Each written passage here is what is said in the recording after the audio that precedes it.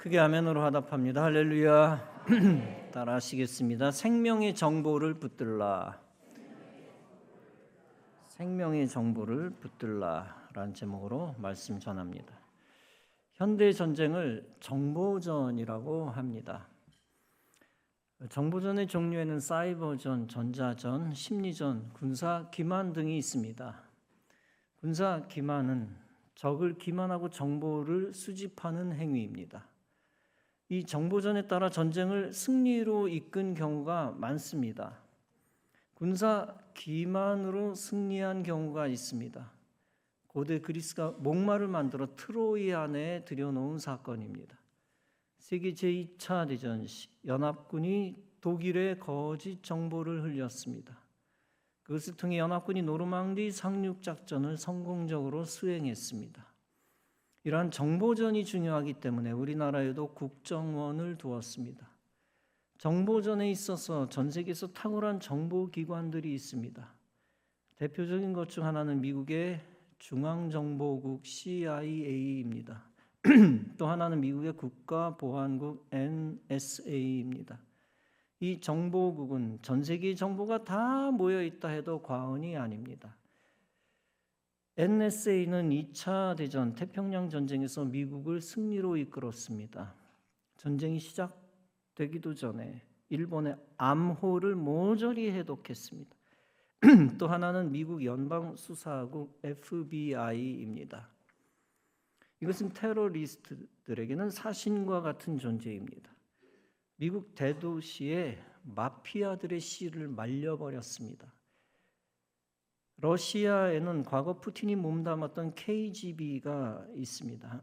러시아의 국익을 위해 간첩을 보내고 암살도 합니다. 세계적인 정보기관 중 하나는 이스라엘의 모사드입니다. 모사드의 정보력은 상상을 초월합니다. 그 정보력에 더하여 적국 사람들을 포섭합니다. 그리고 적국에 영향력 있는 사람들을 제거합니다. 과거 나치에 관련된 사람들을 추적해 암살했습니다.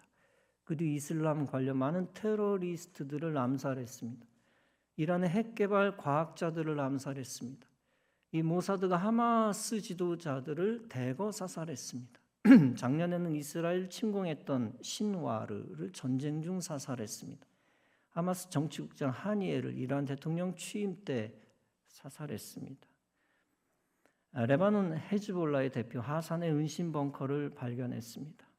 이스라엘은 100개의 폭탄을 쏟아부어 그를 제거했습니다. 금년에는 이란의 수도 테헤란 등을 공격했습니다. 이란군 총참모장과 이슬람 혁명 수비대 총사령관과 부사령관을 제거했습니다. 또한 그를 포함한 고위급 장성 및 핵무기 개발자 20여 명을 몰살시켰습니다. 이렇게 모사드의 정보력은 이스라엘이 싸움에서 결정적으로 이기게 했습니다.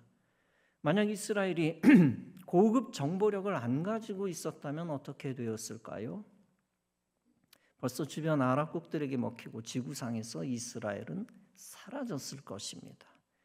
그러나 이스라엘은 정보를 잘 활용하여 자신의 나라를 지켰습니다. 더 나아가 그 정보를 통하여 자국민의 생명을 지켰습니다. 위기 상황에서 정보가 많으면 죽지 않고 살 가능성이 높습니다.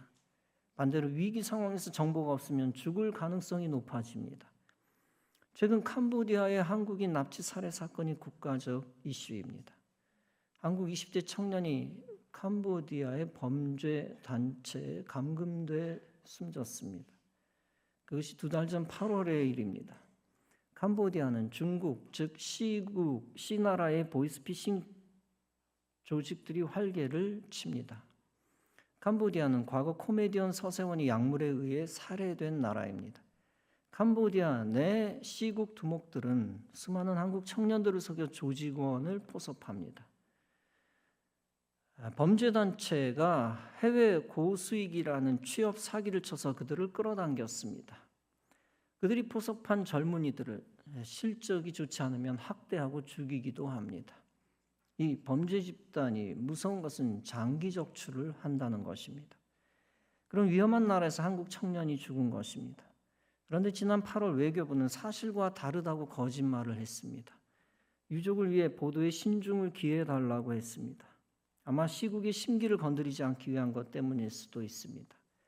유족이 지금까지 2달간 현지 대사관 등의 도움을 요청했습니다. 그러나 지금껏 시신 부검과 운구가 이루어지지 않았습니다. 그 후 정부가 뒤늦게 행동에 나서자 전국에서 실종 신고가 잇따랐습니다. 감금됐던 국민이 대사관에 구조 요청을 했습니다. 그러나 대사관은 이렇게 말했습니다. 구글로 번역해 직접 현지 경찰에 신고하라. 대사관 업무가 시작된 뒤에 들어오라. 우리 국민이 납치 감금됐다는 피해 신고가 작년에는 220건이었습니다. 그러다 금년 8월까지 330건에 달했습니다.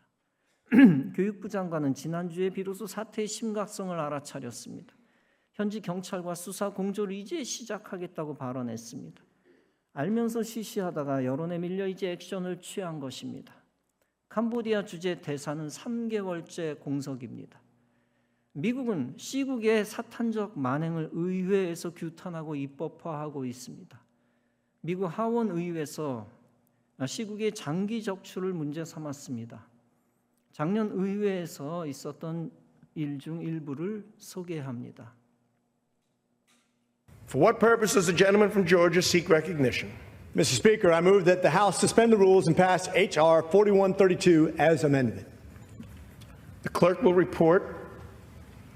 H.R. 4132, a bill to provide for the imposition of sanctions with respect to forced organ harvesting within the People's Republic of China and for other purposes. Mr. Speaker, for decades, the House of Representatives has been raising alarms about the ghoulish organ harvesting perpetrated by the Chinese Communist Party. For years, testimony and investigative reports have asserted that organs are forcibly harvested as part of an extremely lucrative trade in human organs, for transplantation into those in the good graces of the party and for those, including foreigners, willing to pay top dollar.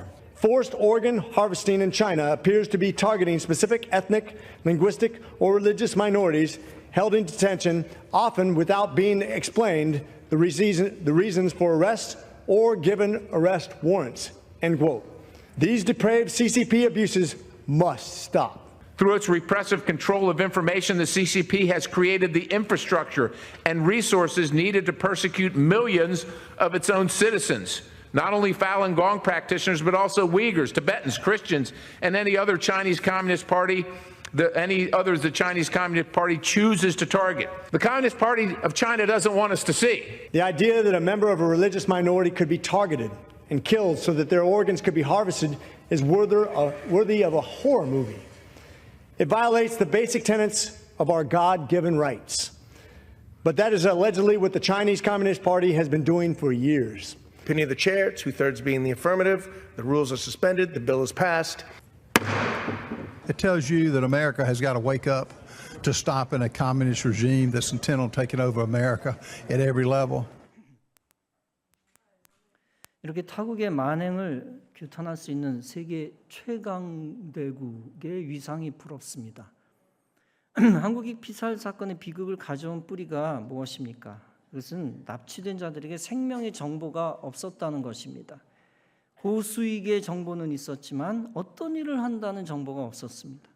또 범죄 집단에 들어가면 빠져나올 수 없다는 정보도 없었습니다.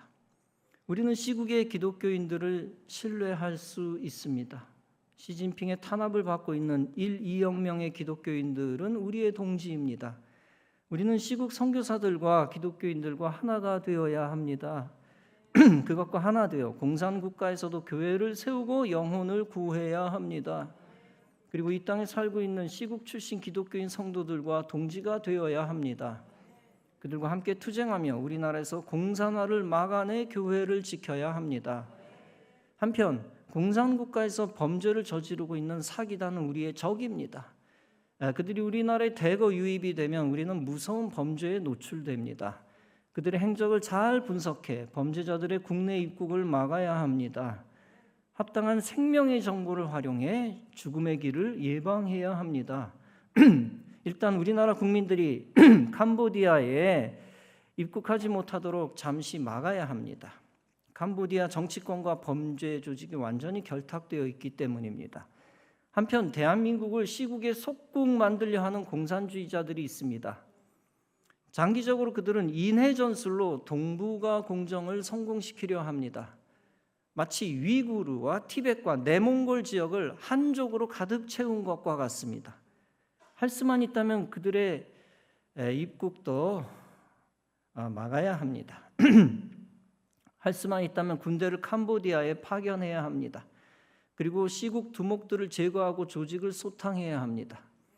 우리나라가 이럴 때 앞에서 말씀드렸다시피 이스라엘과 같은 정보와 군사력을 가졌으면 좋겠습니다. 구약에서 정보전에서 탁월한 능력을 발휘한 사람이 있었습니다. 다름 아니라 다윗입니다. 그는 나라와 신앙 공동체를 위기에서 구한 리더십을 가진 전략가였습니다. 다윗의 나라 이스라엘은 큰 위기에 처합니다. 사랑하는 아들 압살롬이 반역을 일으켜 자신과 다윗과 나라가 죽음에 봉착합니다. 다윗은 왕궁을 버리고 급히 예루살렘을 떠나야 했습니다. 친구와 싸우거나 정적과 싸우는 것도 가슴 아픈 일입니다. 그런데 하물며 아들과 대적하여 전쟁을 하게 된 것은 어떻습니까? 우리의 상상을 초월한 보통 큰 극심한 고통이 아닐 수 없습니다. 입장을 바꿔놓고 생각해 보십시오. 보통 큰 극심한 고통이 아닐 수 없다. 그것은 이혼의 아픔, 사별의 아픔과 비교할 수 없는 더 큰 아픔입니다. 그냥 한 인간이 가장이라면 아들과의 전쟁을 포기해야 됩니다. 그러나 다윗은 하나님의 대의를 지키기 위해 전쟁할 수밖에 없었습니다. 이스라엘이 하나님 나라가 아닌 마귀 나라 되는 것을 방치할 수 없었습니다. 따라서 다윗은 세력을 왕궁 밖에서 규합하여 나라를 다시 되찾으려 합니다. 다윗이 예루살렘을 떠날 때 함께한 사람들이 있었습니다. 다름 아니라 제사장 사독과 아비아달입니다. 그들은 하나님의 언약궤를 메고 다윗을 따라 나섰습니다. 쉽게 말하면 나라를 되찾고자 하는 독립군의 전사들이 된 것입니다. 그들은 하나님의 뜻이 압살롬에게 있지 않고 다윗에게 있음을 알았습니다. 즉 영적으로 흥해야 할 세력과 망해야 할 세력을 잘 구분한 것입니다. 여러분, 나라와 교회가 위기에 있을 때 성도는 항상 기로에 서 있습니다. 그때 흥해야 할 권세와 망해야 할 권세를 알아차리는 것이 중요합니다. 그와 더불어 흥해야 할 나라와 망해야 할 나라를 분별하는 것도 중요합니다. 그것을 잘 분별 못하여 편 잘못 서면 영적 육적 손해를 많이 봅니다. 교회와 나라를 무너뜨리는 어리석은 부역군이 되는 것입니다. 반대로 그것을 잘 분별하면 교회와 나라를 살리는 역사의 주인공이 됩니다. 사독과 아비아달은 분별력을 가지고 처신을 잘했습니다. 그들은 반하나님 세력 압살롬을 떠났습니다. 그들은 하나님이 다윗과 함께 하신다는 것을 깨닫고 다윗 편에 섰습니다. 그리고 그들은 다윗을 돕기 시작했습니다. 그런데 본문에서 다윗은 그들에게 말합니다. 하나님의 궤를 성읍으로 도로 메어가라. 만일 내가 하나님 앞에서 은혜를 입으면 도로 나를 인도하사 내게 그 궤와 그 계신대를 보이시리라. 원래 통치자는 하나님의 언약궤를 당장 갖고 있는 것이 유리합니다. 다윗이 피신할 때 하나님의 궤도 피신시키는 것이 정치적으로 이익입니다. 그러나 다윗이 확신한 것이 있었습니다. 그것은 하나님의 궤는 하나님의 뜻에 맞는 곳에 있어야 한다는 것입니다. 동시에 다윗은 영적 감각을 가지고 전략적 판단을 합니다. 즉 제사장들을 예루살렘 내부에 남겨두는 것입니다. 그렇게 함으로써 예루살렘을 신뢰할 수 있는 정보 거점으로 삼는 것입니다. 사독과 아비아들은 단지 종교적 제사장만이 아니었습니다. 그들은 다윗에게 영적 정치적 정보를 제공할 수 있는 오른팔이었습니다. 다윗은 위기 속에서 자기의 감정이나 권위를 먼저 생각하지 않았습니다. 그 위기 속에서 그는 공동체 전체를 살리는 큰 그림을 붙들었습니다. 다윗의 정보 전략은 두 사람을 활용하는 데서 끝나지 않습니다. 그는 사독의 아들 아히마스와 아비아달의 아들 요나단을 사용합니다. 동명이인입니다. 아비아달의 아들 요나단을 사용합니다. 그는 그들을 성박 에느로겔 근처에 그들을 은밀하게 배치합니다. 이들은 다윗과 예루살렘 사이를 연결하는 비밀 통신망의 핵심이었습니다. 이스라엘 최초의 첩보 조직이었습니다. 이 정보 조직은 위기 속에서 강력한 힘을 발휘합니다. 다윗은 친 압살롬 세력의 중심 인물 후세를 예루살렘에 남게 합니다. 그리고 후세는 압살롬의 고문으로 가장합니다. 그곳에서 후세는 압살롬의 계획을 듣게 됩니다. 우선 아히도벨이 압살롬에게 조언합니다. 내가 직접 군사 12,000명을 끌고 다윗의 뒤를 추격하겠습니다. 그리고 다윗과 함께한 사람들을 다 기습하고 다윗만 죽이겠습니다. 이것은 굉장히 적절한 계략이었습니다. 다른 백성들을 다치지 않게 하고 다윗만 죽이면 어떻게 됩니까? 그러면 압살롬은 왕이 되고 백성들도 압살롬에게 돌아옵니다. 처음에 압살롬과 이스라엘 장로들이 다 그 말을 옳게 여깁니다. 그러나 이 똑똑한 아히도벨의 계략도 후세의 계략 앞에 무너집니다. 당신의 아버지 다윗과 추종자들은 곰이 새끼를 빼앗긴 것처럼 분노하고 있습니다. 다윗은 전쟁에 익숙한 자입니다. 백성과 함께 자지 않고 굴에 숨어 있습니다. 혹 우리 군사가 먼저 몇 명 엎드러지면 악한 소문이 날 것입니다. 그러면 모든 군사도 낙심할 것입니다. 차라리 온 이스라엘 땅에서 사람을 당신에게 모으십시오. 당신이 친히 전쟁에 나가십시오. 그러면 우리가 다윗을 기습하고 그와 함께 있는 사람을 다 죽이겠습니다. 혹시 다윗이 성에 들어가면 온 이스라엘이 그 성을 다 해체할 것입니다. 이렇게 압살롬을 부추긴 후세의 계략은 사실 허세가 가득한 실속 없는 계략이었습니다. 후세가 이렇게 말한 이유가 무엇입니까? 그것은 압살롬이 이스라엘의 군대를 모을 때 다윗을 도주시키기 위함이었습니다. 그리고 다윗에게 충분한 시간을 주어 다윗을 살리는 계획입니다. 그런데 압살롬은 자만심에 빠져 후세의 계략을 선택합니다. 그러나 실제로는 아히도벨의 계략이 후세의 계략보다 훨씬 뛰어납니다. 이건 역시 하나님의 역사였습니다. 압살롬이 정보전에서 패한 것 역시 하나님의 역사였다. 사무엘하 17장은 말합니다. 이는 여호와께서 압살롬에게 화를 내리려 하사 아히도벨의 좋은 계략을 물리치라고 명령하셨음이더라. 후세는 그 계획 정보를 제사장들에게 전달합니다. 제사장들은 다시 요나단과 아히마스에게 정보를 전달합니다. 그리고 그들은 그 정보를 다윗에게 비밀리에 보고합니다. 결국 이 정보로 다윗은 전열을 재정비할 귀중한 시간을 얻게 됩니다. 이처럼 다윗이 신뢰한 정보원들이 다윗을 승리로 이끌도록 돕습니다. 다윗의 또 다른 귀중한 정보원들은 성경에 이름이 없는 여자들입니다. 전령으로 임무를 맡았던 요나단과 아하마스가 위기에 빠집니다. 그때 한 여종이 성 밖으로 나와 정보를 전달합니다. 그리고 그들을 쫓는 압살롬으로부터 그들을 숨깁니다.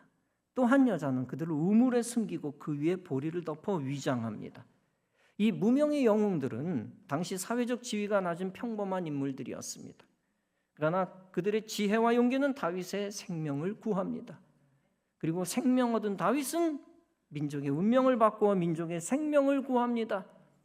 이런 다윗의 정보 전략은 이스라엘 민족과 나라를 다시 살리게 됩니다. 잠언 11장은 말씀합니다. 지략이 없으면 백성이 망하여도 지략이 많으면 평안을 누리느니라. 잠언 24장은 말씀합니다. 너는 전략으로 싸우라. 승리는 지략이 많음에 있느니라. 이처럼 지휘자와 참모나 좋은 지략을 가지면 함께 승리합니다. 좋은 지략은 백성과 나라를 죽지 않고 살게 합니다. 여러분, 왜 지략과 전략이 중요합니까? 왜 정확한 정보가 중요합니까? 그것은 정확한 정보가 무너지면 나라를 빼앗기기 때문입니다. C국은 역사의 정보를 정치적 목적으로 뒤틀어 버립니다. 요동성 안에 고구려의 호산성이 있습니다. 중국은 이것을 순식간에 만리장성으로 둔갑시켜 버렸습니다.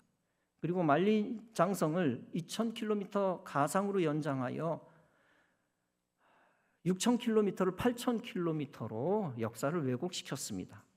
고구려가 중국 땅이라는 것이고 더 나아가 조선도 중국 땅이라는 것입니다. 즉 한반도라는 영토 자체가 중국의 것이라는 주장입니다. 소위 동북공정입니다. 그들 민간인들은 김치도 한복도 다 중국 것이라고 주장합니다. 실제 2017년 미중 정상회담에서 시진핑이 트럼프에게 이런 말을 했습니다. 한국은 원래 중국의 일부였다. 이 역사의식을 가지고 그는 지금도 한반도 복속꿈을 버리지 않고 있습니다. 이미 대만처럼 북한을 중국의 일부라고 여기고 있습니다. 그리고 그 일환으로 한반도 전체를 중국화하려 합니다. 그것을 이루기 위한 손쉬운 방법들을 시도하고 있습니다. 서해에 경제 군사 시설을 계속 만드는 것입니다. 큰 그림으로는 북극로를 개설하는 것입니다. 그러면 어마어마하게 많은 선박이 서해와 남해와 동해로 다니는 것입니다. 벌떼처럼 선박이 서해, 남해, 동해로 다닙니다. 그러면 자연스럽게 한반도 통제와 접수가 가능해집니다. 그리고 한반도는 저절로 체제가 바뀌어 자유민주주의는 멀어집니다. 미국은 보호무역을 통하여 시국과 세계 각국과 전쟁을 선포했습니다. 우방, 적국, 가릴 것 없이 전쟁을 선포했습니다. 경제로.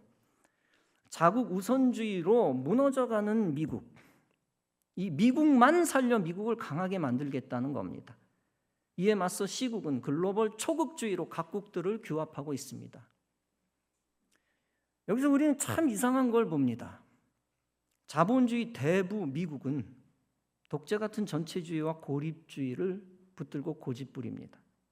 그러면서 건국 초기의 원래 정신, 자국 중심주의로 돌아가겠다는 겁니다. 그에 비해 공산주의 시국은 오히려 자본주의를 기치로 보호무역과 싸웁니다. 그렇다면 미국은 과연 대만과 한국을 포기할까요? 시국은 미국의 간섭 없이 대만과 한국을 쉽게 접수할까요?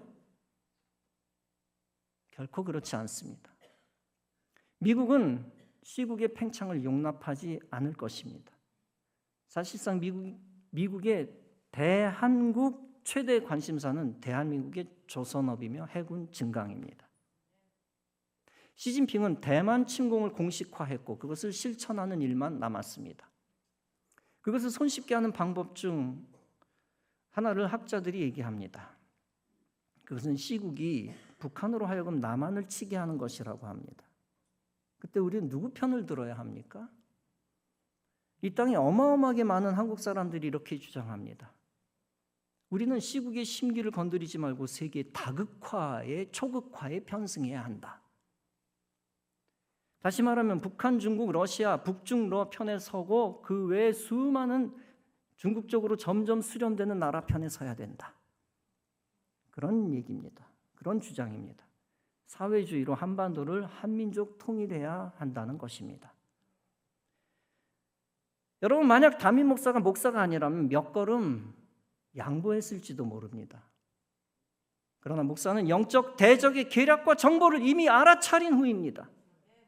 대한민국이 그들의 속국이 되면 교회는 철거되면 교인들은 처형됩니다. 우리가 기독교인 아니라면 누구 편 들어도 상관없습니다. 그러나 기독교인이라면 절대 왼쪽에 서서는 안 됩니다. 기독교인인데 왼쪽에 서요? 그렇게 서면 나라와 민족은 소멸되며 교회는 한반도에서 자취를 감추게 됩니다. 그런 정보를 영적 지도자는 알기에 교회를 위해 생명을 걸 수밖에 없습니다. 압살롬 세력에 대한민국을 넘겨줄 수 없습니다. 반드시 다윗이 되어 한반도에 예루살렘을 세우고 성전을 세워야 합니다. 그런 차원에서 사독과 아비아달과 동맹을 맺어야 합니다. 여러분, 시진핑이 왜 대만을 침공하지 못합니까? 쉽게 침공할 건데 왜 쉽게 침공하지 못합니까? 그 이유는 오직 딱 하나입니다. 태평양 건너편 미국이 시국 코앞에 있는 대만을 내주지 않기 때문입니다. 왜 중국과 북한이 지금 당장 코앞 대한민국을 접수하지 못하고 있습니까? 여전히 껄끄러운 상대 미국이 자국군을 주둔시키고 있기 때문입니다. 필리핀은 과거 대한민국보다 잘 살았습니다. 훨씬. 몰랐습니까? 국제 무대에서 박정희가 필리핀 대통령보다 뒤쪽에 밀려 있었습니다. 그러나 미국이 군대를 필리핀에서 빼버린 후 필리핀의 자본은 싹 빠져나갔습니다. 당연히 빠져나가죠. 그 필리핀은 매우 가난한 빈국으로 급추락했습니다.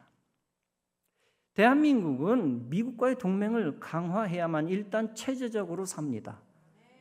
우리가 여전히 동맹해야 하는 이유는 미국이 좋아서가 아닙니다. 미국이 뭐가 좋습니까? 동맹해야 하는 이유는 미국이 대한민국의 교회를 존속시키는 유일한 권세이기 때문입니다. 따라서 담임 목사가 금주 미국 워싱턴 가는 이유도 오직 하나입니다. 전략적 우방을 선명하게 강조하여 대한민국을 지키기 위해서입니다. 아니, 정확하게는 이 땅의 교회들을 지키기 위해서입니다. 사랑하는 성도 여러분, 교회를 사랑하지 않는 사람처럼 되어 정치적, 신학적으로 잘난 척하지 맙시다. 그리스도인은 교회를 대적하는 세력 편에 서는 순간 세속 인본주의자 또는 하나님을 대적하는 자라고 할 수 있습니다. 그런 자가 미래에 나라 팔아먹고 교회 파괴하는 자가 될 수밖에 없습니다. 진정한 그리스도인은 경제 논리, 정치 논리 몰라도 상관없습니다. 진리는 단순한 것입니다. 그리스도인은 세상이 뭐라 해도 오직 구원의 진리 복음만 믿어야 합니다. 그리스도인은 하늘의 정보만을 붙들고 성경의 정보만 보고 구원받아야 합니다. 그리고 그리스도인은 교회가 무너지지 않고 살아나는 지략만 붙들어야 합니다. 그 방법이 무식해 보이고 꽉 막혀 보이고 어리석어 보여도 붙들어야 합니다. 그래야 교회가 살고 가정이 살고 나라가 살고 더 정확하게는 우리의 자식들이 삽니다. 자식을 죽이려 합니까? 뭔 짓을 하고 있는 겁니까? 우리는 선대의 피의 공로로 이 땅에서 그리스도인이 되었습니다. 그 공로를 거저먹으며 지금 교회 다니고 있고 교회를 세우고 있습니다. 그렇게 할 수 있도록 하늘의 지혜와 전략을 주시는 이유가 무엇입니까? 그것은 하나님이 아직 우리와 교회를 사랑하시기 때문입니다. 우리는 한국인이기 이전에 하늘의 백성이며 그리스도인이며 교인입니다. 그 거룩한 정체성을 잊지 말고 악에서 떠나 성경편에 서시기 바랍니다. 그렇게 함으로써 하나님의 의의 승리에 동참하는 성도 여러분 다 되어지시기를 주님의 이름으로 축원합니다. 기도하시겠습니다.